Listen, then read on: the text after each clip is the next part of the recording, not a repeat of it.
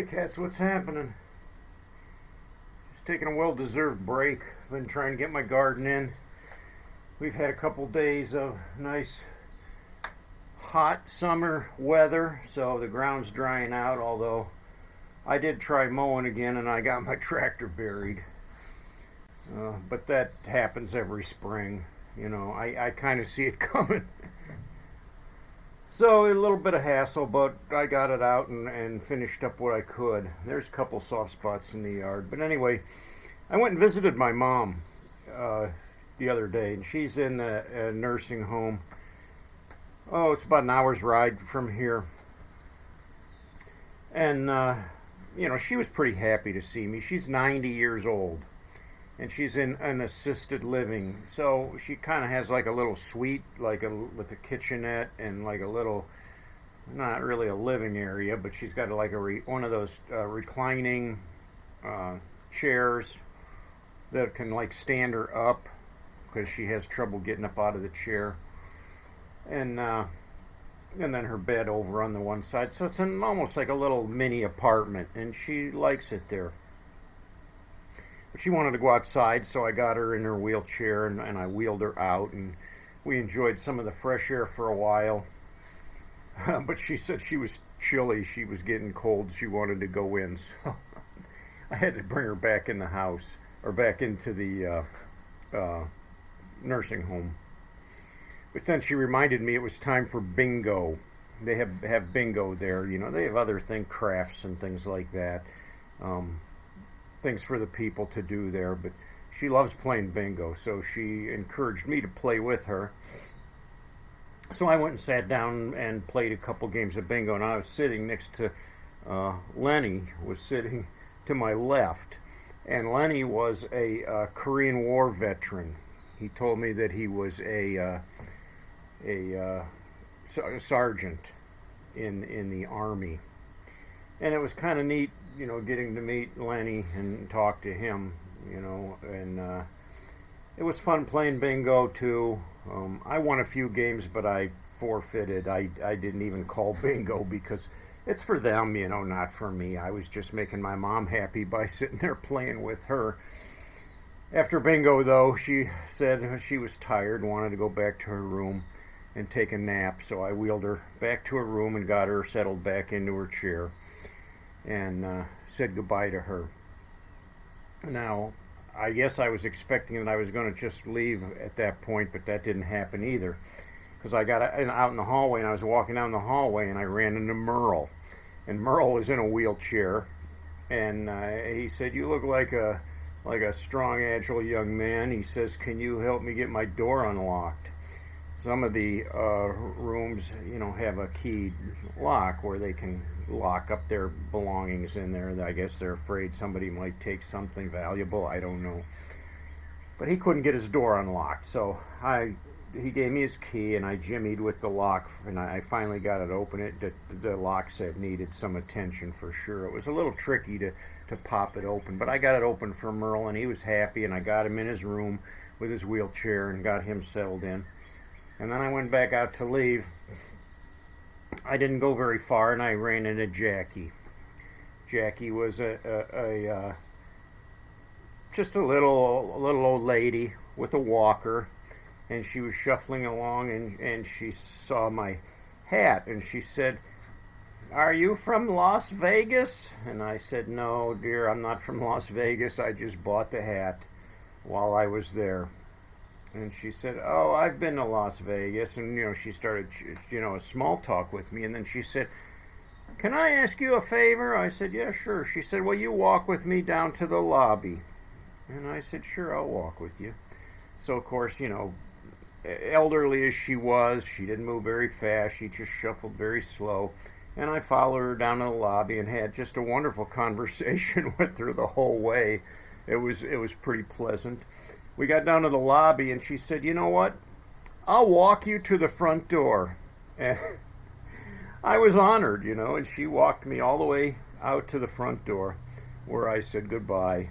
And what a blessing it was, though, just spending some time with those people. And I got to thinking, I spent a lot of time alone here, but I wonder, with them, being, if they have family that comes, they seem awful lonely, and they were really eager for, my interaction to be there. I could have, spent a whole day just with strangers there and enjoyed every minute of it. But I spent most of the day with my mom, and then, finally headed home. Well, one of the questions that came up in my mind, while I was there was like, where do you park your motorcycle? In a case like that, I don't know. It looked like a lot of people coming and going were older folks, coming to see their parents or whatever.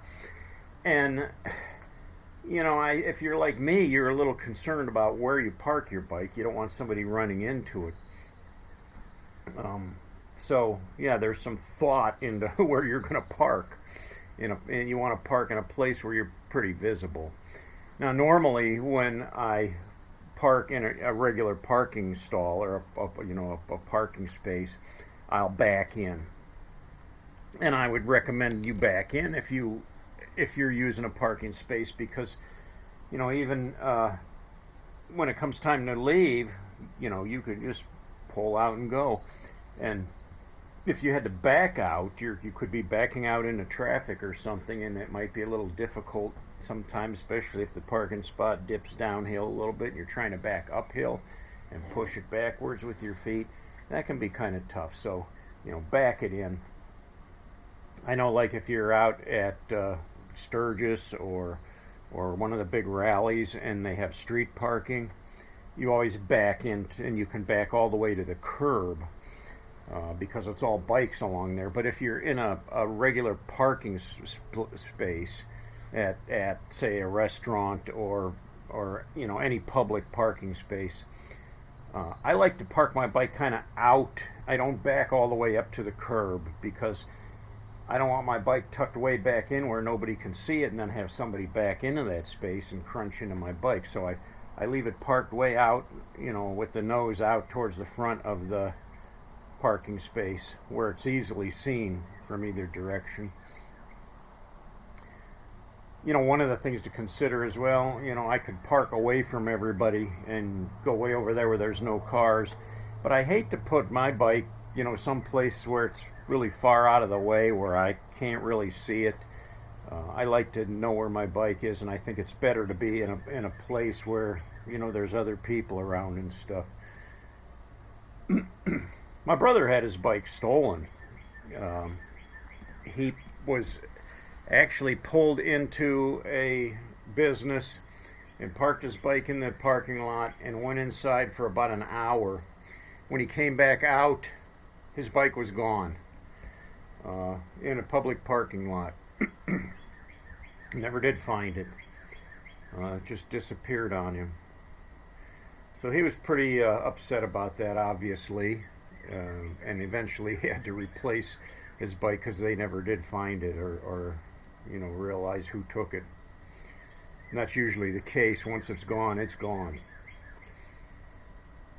The other thing that you can consider, though, is a lot of guys will park in those like yellow hash areas, like up at the end of the parking lot, where there's like a little triangle where there's not enough space for a vehicle to park, so they just put those yellow slashes on the pavement. And I've done it before. I've parked in those spaces before. For one, you're right up front there, and you kind of have the whole triangle to yourself. I've seen a lot of other bikes do that too. But I do know that in most places that's considered illegal. Your motorcycle is considered a motor vehicle by all means. And when you park on that, those spaces are slashed. That means no parking. And so if you're parked there, there is a possibility that you could be cited. Now, in most cases, you'd get away with it. There would be no problem. You wouldn't get cited for anything. Nobody would even care that you were parked on that slashed area. Unless it's right next to a handicap space. Stay away from the handicap spaces completely. Don't don't push your luck there. But you know, if it's just at the end of a parking lot and there's those slashed areas, your chances of getting ticketed there are far and few, but some people have been ticketed. I know one guy got fined up to $100 for parking in one of those yellow slashed areas. So you have to kind of take a risk, use your own discretion. If that's what you want to do, take that risk. Chances are nobody's going to hassle you, but there's a possibility. There's always that possibility. So yeah, it's just some things that were going through my head about parking the bike.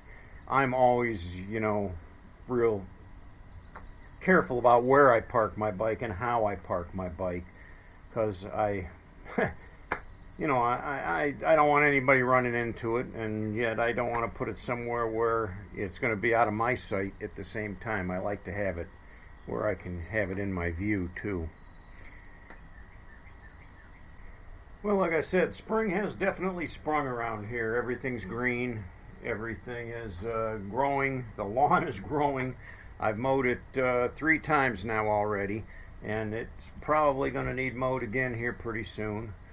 It's still got some pretty bad wet spots though, so you know it's a little tricky. You got to know what you're doing.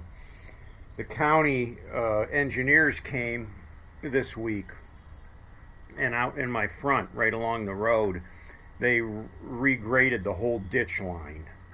So yeah, they had an excavator out there, a grade all thing, and they were scooping out the ditch and loading it onto the trucks, and they were making a big mess to begin with. So I walked down there and I talked to the foreman, and he had the operator go back and redress some things and make it super nice. So that's done. They reseeded it and everything. So it's a big difference, but it should be okay once grass grows in there. Like I said, I'm getting my gardening done, so lots of work. I've been busting my butt since I got up this morning, and it's already getting into late afternoon. So my back hurts. I'm tired. I wish I could just spend the whole day out on the bike, but I got too much going on here, too much work, and I like doing the work. I like to keep up on it. It's real rewarding when it's all done. When I can go out in my vegetable garden and pick a great big juicy ripe tomato, it's worth every minute of the labor I put into it. Well, that's all I got, cats. Thanks for watching. If you like my video, hit me with the thumbs up. If you haven't yet, please subscribe and join me on this ride. Till next time, ride hard and die free.